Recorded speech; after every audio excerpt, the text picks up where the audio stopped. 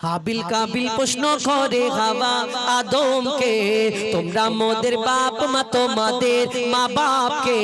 হাবিল কাবিল প্রশ্ন করে হাওয়া আদমকে, তোমরা মোদের বাপ মা তোমাদের মা বাপকে। বলো গো মোদের বলো কি তাদের নাম ছিল, বলো গো মোদের বলো কি তাদের নাম ছিল। মোদের দাদা দাদি নানা নানি আছে কোথায়? প্রশ্ন শুনে আদম হাওয়া হলো অবাক গো। হাবিল কাবিলকে তারা কি দেবে জবাব গো। দুজনে আল্লাহ বলে সিজদাতে যায় চলে, দুজনে আল্লাহ বলে সিজদাতে যায় চলে। বলে মাসুম ছেলে মোদের কাছে একই জানতে চায়। হাবিল কাবিল প্রশ্ন করে হাওয়া আদমকে, তোমরা মোদের বাপ মা তোমাদের মা বাপকে। পিতা আদম কি উত্তর দেবে? কেন তাদের বাপ মানে কি উত্তর দেয়? কবি ছন্দের মাধ্যমে আরো কি লিখছে দেখুন। ওই বলছে আদম শোন তোরা শোন, মানব জাতির মাঝে সৃষ্টি আমি প্রথম। ওর পাজিরার ঘাড়ে খোদা হাওয়াকে গড়ে, আর গন্ধম খেলাম দুনিয়ায় এলাম জান্নাত ছেড়ে।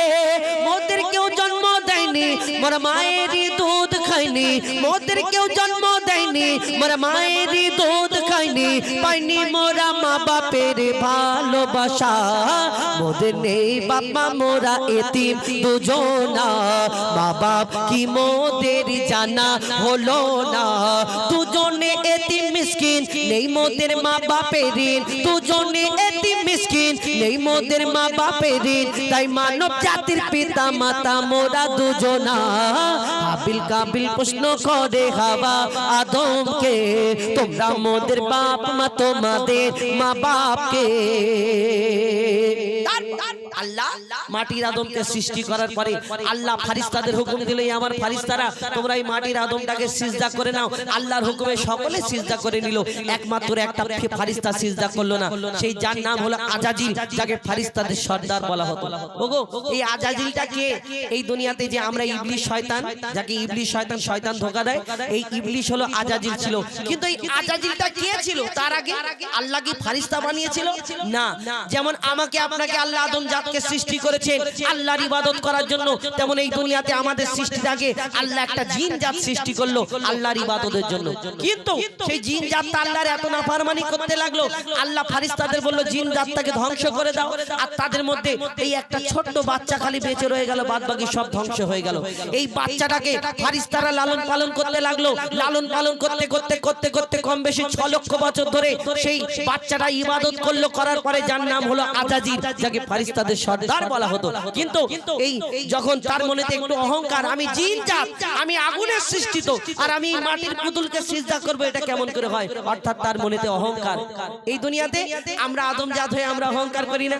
আমি সুন্দর দেখতে, আমার রং সাদা, আমার টাকা আছে, আমার ক্ষমতা আছে, আমি এই দুনিয়াতে গাইতে পারি, এরকম আমার মতো হাজার হাজার হুজাইফা চারিদিকে পড়ে আছে। আমি যদি অহংকার করি আল্লাহ শেষ করে দেবে, আর অহংকার না করি আল্লাহ আগে বাড়াবে। তো কবি ছন্দের মাধ্যমে সেই অহংকারীদের উদ্দেশ্য করে কি লিখছে দেখুন।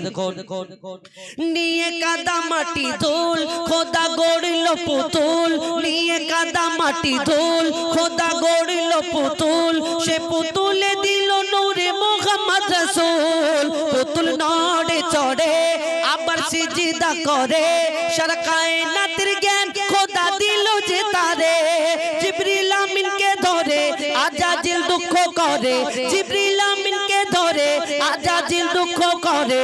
আমাকে ভুলে গেল খোদা আদমের মায়ায়, আমি জিন জাত তবু ফারিস্তাদের সর্দার। সব থেকে বেশি জ্ঞানী এ আমার অহংকার। আগুনে আমার জনম আর মাটিতে গড়া আদম, আগুনে আমার জনম আর মাটিতে গড়া আদম। আর আদম এসে সিজদা দেবে আমার দুটি পায়। হাবিল কাবিল প্রশ্ন করে হাওয়া আদমকে, তোমরা মোদের বাপ মা তোমাদের মা বাপকে। হাবিল কাবিল প্রশ্ন করে হাওয়া আদমকে, তোমরা মোদের বাপ মা তোমাদের মা বাপকে।